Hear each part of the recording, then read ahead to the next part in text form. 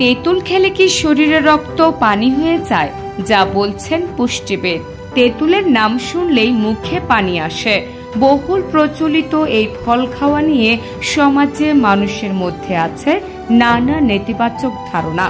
অনেকেই বলেন তেঁতুল খেলে শরীরে রক্ত পানি হয়ে যায়। এই ধারণা কতটা সত্য, চলুন জেনে নেওয়া যাক।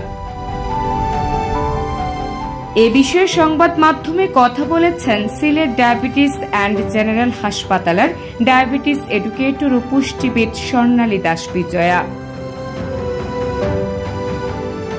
তেঁতুল খেলে রক্ত পানি হয়ে যায় কিনা এ বিষয়ে পুষ্টিবিদ স্বর্ণালী দাস বিজয়া বলেন, তেঁতুল নিয়ে আমাদের দেশের মানুষের অনেক নেতিবাচক ধারণা রয়েছে। তেঁতুল খেলে রক্ত পানি হয়ে যায় কথাটি কুসংস্কার মাত্র।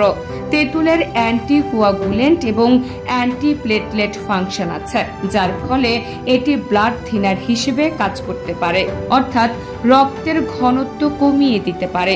কিন্তু রক্তের ঘনত্ব কমিয়ে দেওয়া আর রক্ত পানি করে ফেলার বিষয়টি এক নয়।